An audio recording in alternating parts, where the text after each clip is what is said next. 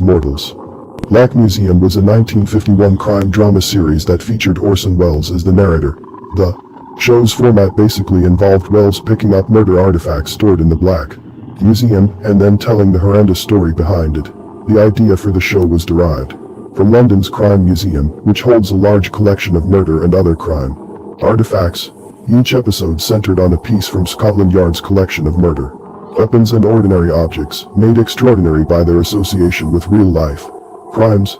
Since the Crime Museum was never really available to the public, the listeners were able to get a glimpse on what can be found inside the said museum. Each episode of Black Museum was based on real crime stories. So lock your doors, turn out your lights, and join us for Ghoul Radio.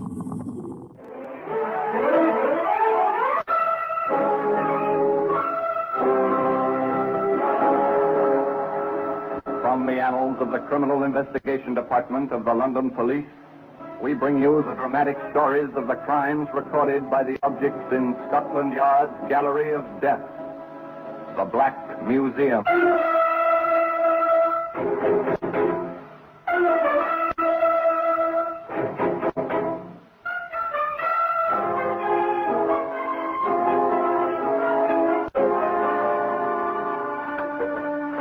And here we are in the Black Museum, Scotland Yard's Museum of Murder. Here lies death, unseen but ever present, uncatalogued but ordinary, enveloping the shadows, papering the walls, carpeting the floor. Death, for display purposes only. And here's a hypodermic syringe.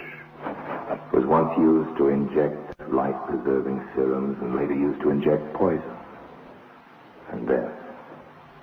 Here's an umbrella. Ordinary everyday umbrella. Ordinary and everyday up to a point, that is. Look closer and you'll see just how sharp that point is. Just how lethal a sword stick can be as a weapon of murder. Now here we are. Here's the edge jar, sealed and somber looking in its place on the shelf. Once this jar rested on another shelf, a workshop shelf in Crawley. But let's not anticipate. Let's begin our story at its beginning. Not on the shelf of the workshop in Crawley, but in the dining room of the hotel in Kensington. Dinner time. One corner of the room, a table set for two, sits an attractive, fashionably dressed woman. She's joined by another equally as attractive and equally fashionably dressed. Agnes. Oh, Agnes. I'd almost given you up for lost. Sorry if I kept you waiting, my dear. But just as I was leaving my room, I ran into Mr. Hart. He's such a lovely man. I simply couldn't resist stopping to have a few words with him. Mr. Hart? The nice-looking one I pointed out to you at lunchtime. Oh, yes, of course. He really is the sweetest thing. And so friendly. I thought he looked rather intriguing. You must introduce us. I will, my dear. And sooner than you think. I've asked him to join us when he comes down. You don't mind, I hope. Oh, the contrary. I'm so glad. I know you'll like him. Isn't that him coming in now? So it is. Over here, Mr. Hart. Forgive me for keeping you so long, Mrs. Regan.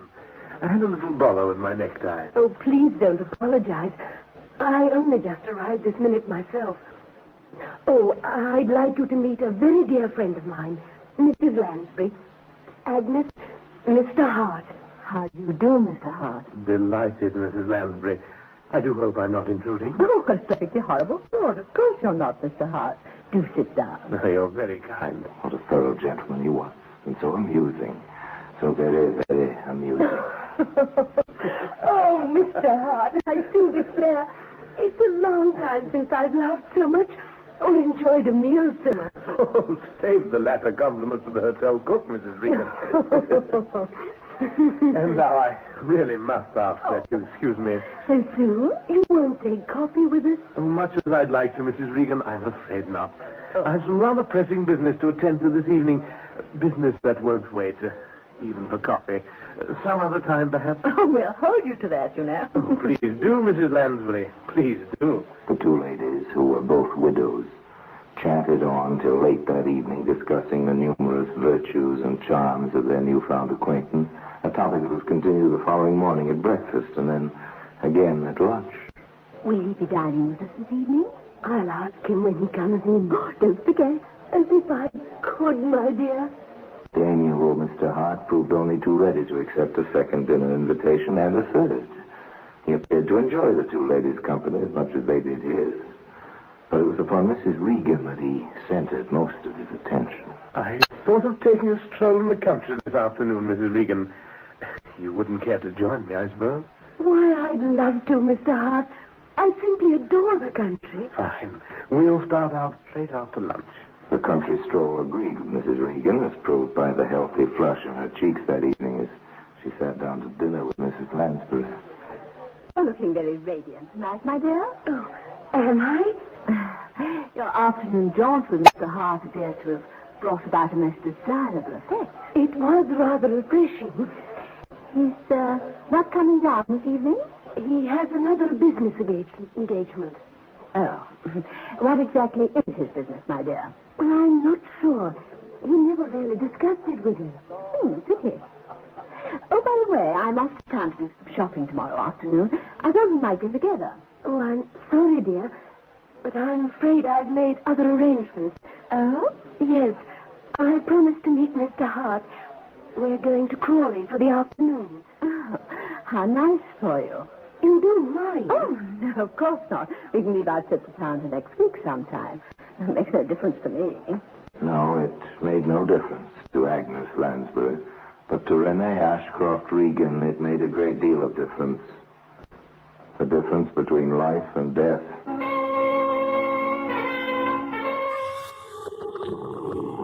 The use of acid as a murder weapon was first documented in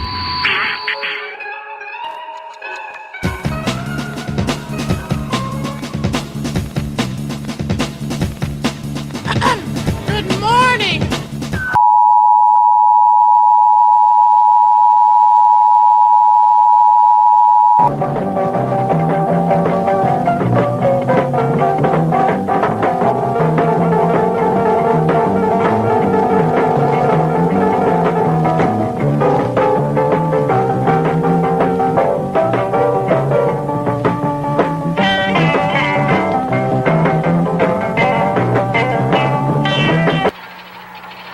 Give me a reading on reception, Charlie.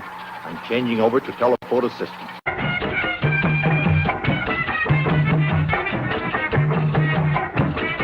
You just cut out one of these cute costumes, slide it back and forth a couple of times.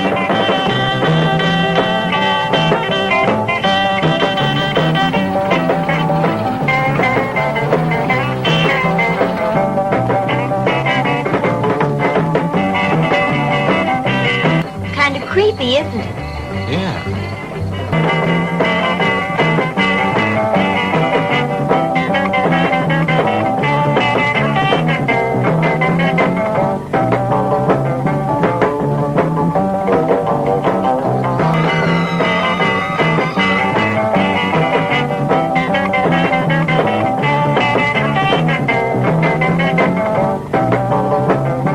Howie, what's it all about?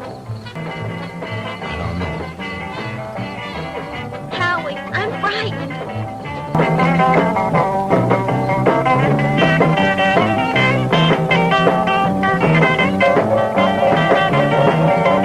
Oh, Howie, look. I don't think we ought to go on that property. Look, you want to get to the game, don't you? Of course I Now, do. come on. It's strange. I should care what happens to them. And yet I don't. We had to go to Mars. We couldn't go to the moon like everybody else.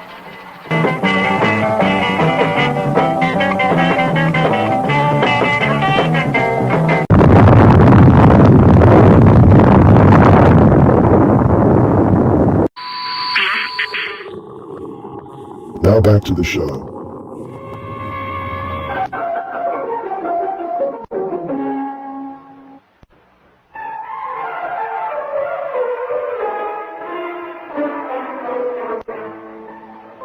Mrs. Regan did not appear for dinner the next evening, nor did Mr. Hart. Nothing particularly unusual about that. Obviously, they decided to stay in Crawley for dinner. Mrs. Lansbury dined alone at the hotel. The following morning, arriving down late for breakfast, she was surprised to find that there was still no sign of her friend. Funny. Not often she misses breakfast. Oh, good morning, Mrs. Lansbury. Oh, Mr. Hart, good morning. Mrs. Regan not down yet? No, not yet. Not like her to be late. Oh, well, she probably slept in. I wouldn't be surprised. Have you had breakfast? Yes, I came in earlier, just on my way out. Business again? That's right. Well, I must be off. No doubt I'll see you at dinner. Yes, don't be late. I won't. Till this evening, then. It was almost 9 o'clock when Mrs. Lansbury finally left the breakfast table, and still no sign of Mrs. Regan. Strange Mr. Hart had not mentioned their visit to Crawley the previous afternoon. But perhaps the dear man preferred to keep it a secret. One never knew what sort of gossip could spread itself about a hotel, given a spark of encouragement. Still it did seem rather odd. Seemed even more odd when Mrs. Regan did not appear for lunch. A feeling of uneasiness crept over Mrs. Lansbury. Perhaps her friend was ill. She would make some inquiries. Oh, boy. Yes, madam. Have you seen Mrs. Regan about at all this morning? Mrs. Regan? No, madam. Not that I can remember. Well, perhaps you'd better take me to her room. Very good, madam. This way. The bellhop looked pretty in his blue uniform with a red braid and brass buttons. Such a fresh young face. So unspoiled looking and clean. With a quick, toothy smile. Not as engaging a smile as Mr. Hart's, perhaps, but nevertheless quite attractive in its way. Here we are, madam. Oh, thank you. Oh, here. Thank you, madam. Anything else you might be wanting? Well, I'm not sure yet. Just a moment. Must have stepped out for a bit. Well, try the door. Locked. Rene? Rene? Are you in there? Nothing wrong, is there, madam? I don't know. I think Mrs. Regan may be ill. You better go and call the manager. Tell him to bring a pass key. Very good, madam. Won't be a chip. The hotel manager arrived in due course, asked a few rather pointless questions, fiddled with his large key ring, and finally opened the door to Mrs. Regan's room. It was empty. It looks as though your flowers were groundless, Mrs. Lansbury. She must have gone into town for the day. That still doesn't explain why she didn't come down to breakfast this morning. Oh, perhaps she didn't feel like it. Still, I'll have a word with the roommaid. She may have noticed something when she came in to tidy up. The roommate was duly summoned and questioned. No, Mrs. Regan had not been in her room when she came in to clean up. Yes, she noticed something unusual, something most unusual, as a matter of fact. Mrs. Regan's bed had not been slept in on the previous night. That settles it.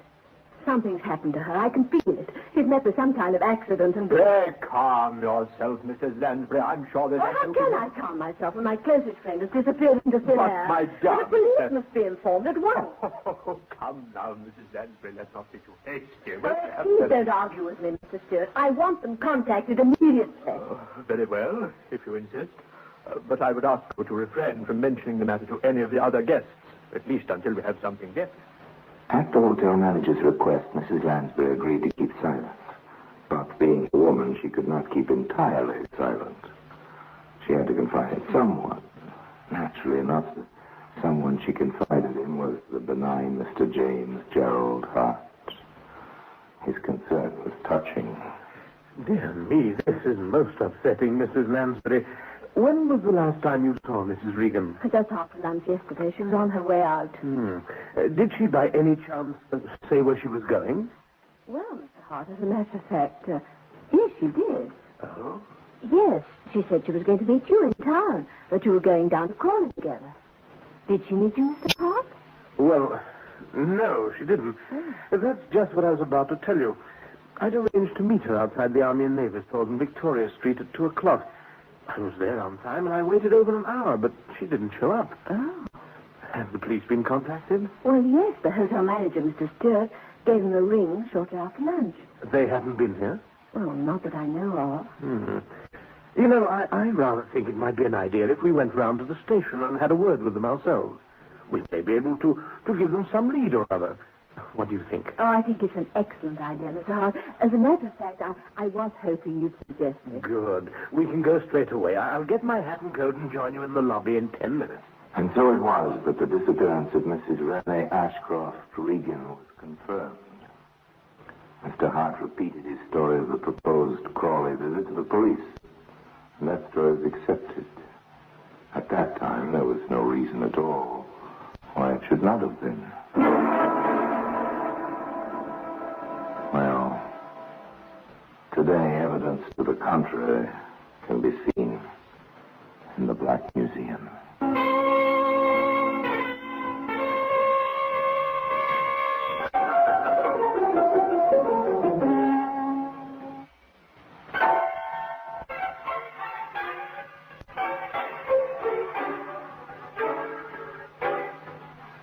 At least a dozen women are reported to the police as missing every week.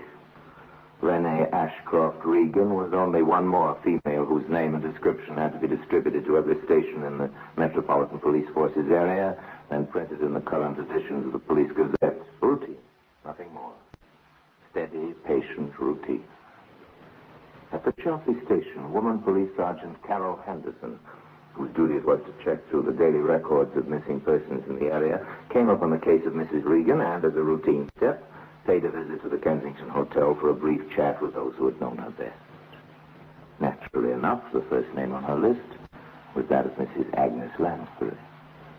Now, Mrs. Lansbury, if you could just tell me when you last saw Mrs. Regan, what she was wearing, and as much as you can remember of any conversation that may have passed between you on the day of her disappearance.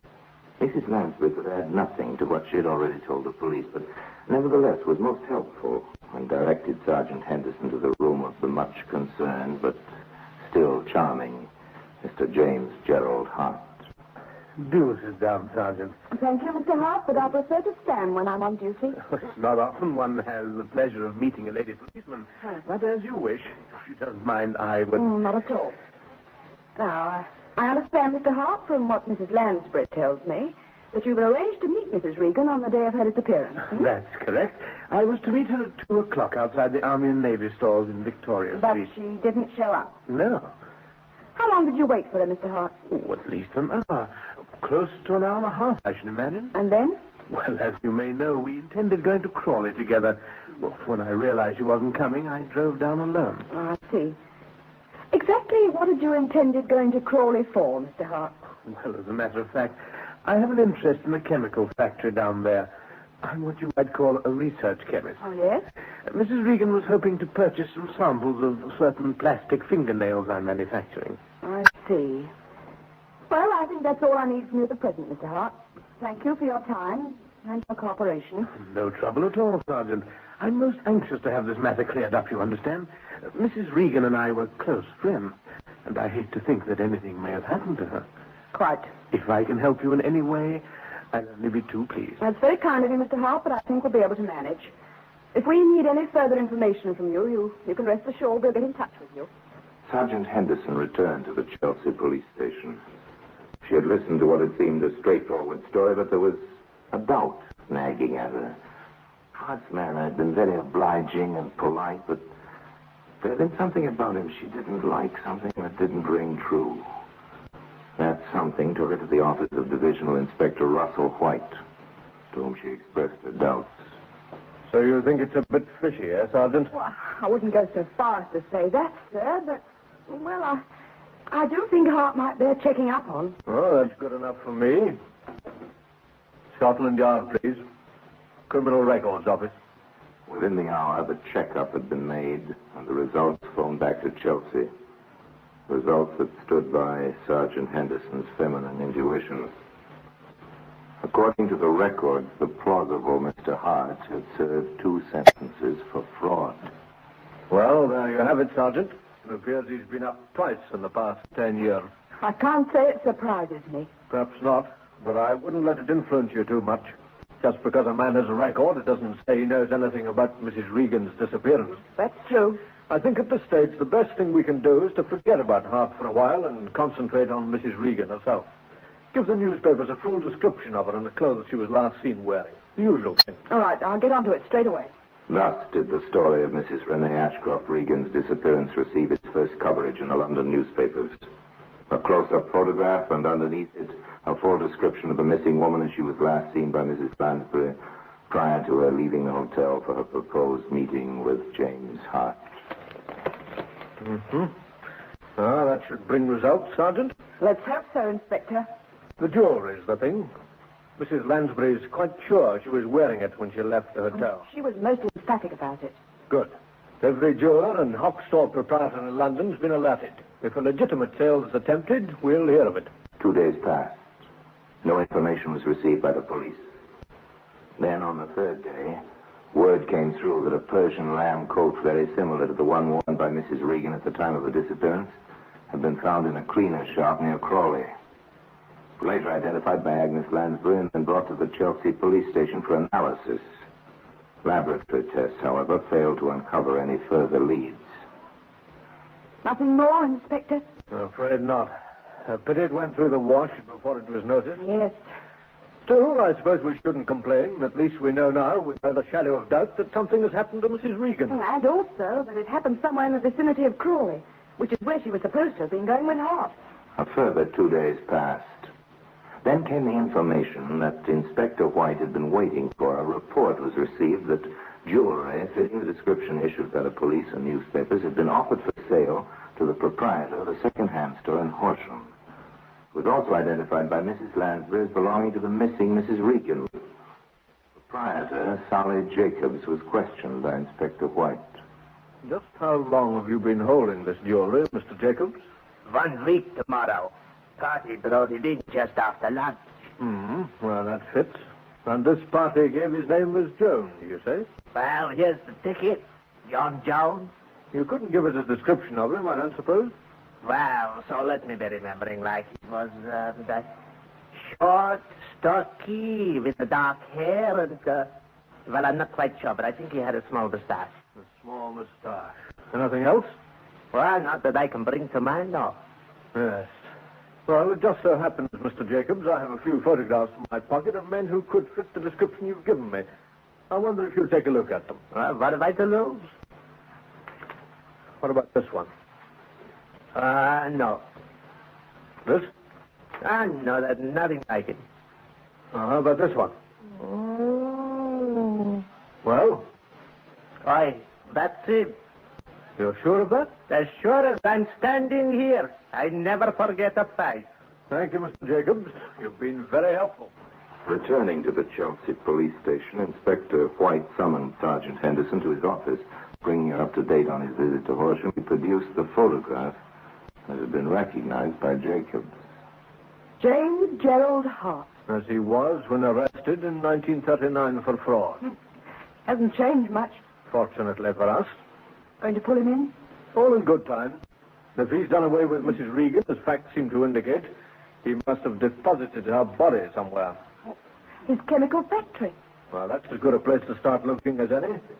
Tell Peters and Cunningham to stand by. We'll pick up Hart on the way down. 20 minutes later, Inspector White, accompanied by Sergeant Henderson, arrived at the Kensington Hotel and asked for Mr. Hart. That smiling gentleman, as smooth and suave as ever, came downstairs immediately, greeting the sergeant with an airy wave of his hand. Good afternoon, Sergeant. I was hoping you'd call again. Oh? Yes. I've been rather anxious to hear what progress has been made in the search for Mrs. Regan. Perhaps you'd better ask Inspector White here that question. He's taken over the handling of the case. Oh? How do you do, Inspector? Mr. Hart. Before I answer your questions, Mr. Hart, I have a few I'd like you to answer for me. By all means. Fire away. Sergeant Henderson tells me that you have an interest in a certain chemical factory at Crawley. That's correct. And that you arranged to take Mrs. Regan there on the afternoon of her disappearance. Yes. We'd rather like to look over this factory if it can be managed. Just routine, you understand? Of course. Any time, Inspector. Will tomorrow morning suit you? Hardly, Mr. Hart. It'll have to be this afternoon. Well, I'm not sure that would be convenient, Inspector. You see, I have a business appointment in Chelsea at 3, and then... I'm afraid your business appointment will have to wait, Mr. Hart. But, Inspector... Let's be on our way, shall we? I've a car waiting outside. For a fleeting second, the ever-present smile almost faded from the lips of James Hart. Then it broadened, and his perfect white teeth flashed in the sunlight streaming through a lobby window. Lead on, Inspector. Little was said during the trip down to Crawley. In the back seat of the police car on either side of Hart, Inspector White and Sergeant Henderson interested themselves in the swiftly passing countryside, and in the front, Constable Rex Peters sat grimly at the wheel, and beside him, equally as grim-faced, sat Sergeant Dennis Cunningham. The silence appeared to amuse Mr. Hart, who chuckled audibly to himself more than once before remarking casually, Lovely spot, Crawley, don't you agree, Inspector? Huh? Oh, yes, indeed. I've often thought how very pleasant it would be to live down here. Oh, next turning to the right, Constable. A few minutes later, the police car came to a standstill outside the Hart Chemical Factory, which proved to be little more than a glorified workshop fitted up as a laboratory. Hart remained in the car under the watchful eyes of Peters and Cunningham while the inspector and Sergeant Henderson entered the wooden building. Well, plenty of experimental equipment lying about. Nothing much else as far as I can see. Well, Certainly no corpus delicti. hold on. What's in those drums over there? Well, looks like some kind of oil. Yes. Oil be hanged. It's acid. Drums of acid in a laboratory. Nothing very odd about that, unless that acid happens to contain the undissolved remains of a human body. Acid. Just the thing to decompose a corpse without leaving any trace. Exactly, Sergeant. But in this case, I think it may have left traces. Look, floating on the surface, Looks like a piece of bone. with particles of flesh still clinging to it. You'd better take a sample of the acid itself. Siphon it out. Very well, Inspector. There's a jar on the shelf here. I'll use that. James Gerald Hart made no attempt to deny the accusation of murder that was subsequently leveled at him. On the contrary, knowing the game was up, he admitted his guilt freely, stating that he had first shot Mrs. Regan and deprived her of her clothing and jewelry, then deposited her body in the drum of acid, a sample of which today occupies this position of honor in the Black Museum.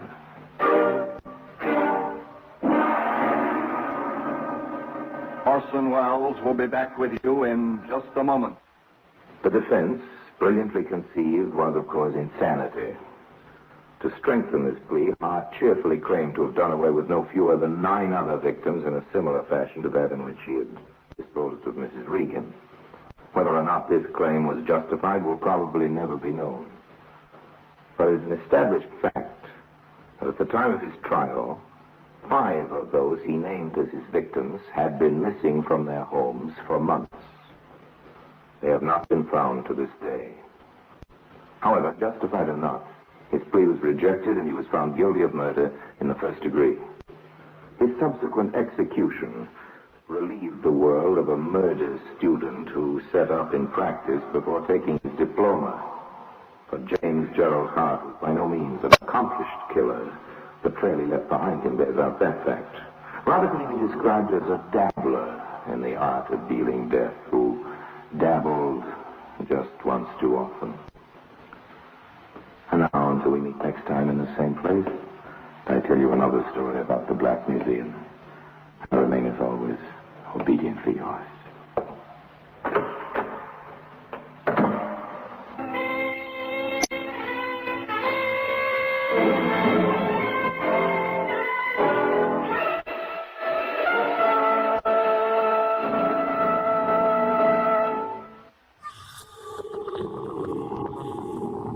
Thank you for joining us for Ghoul Radio. Join in next time for more tales of horror. Also, don't forget to like, follow, and share.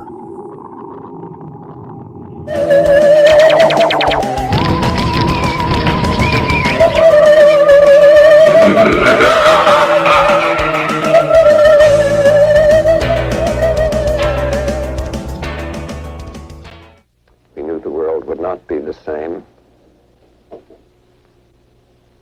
Few people laughed. Few people cried. silent. I remembered the line from the Hindu scripture, the Bhagavad Gita. Vishnu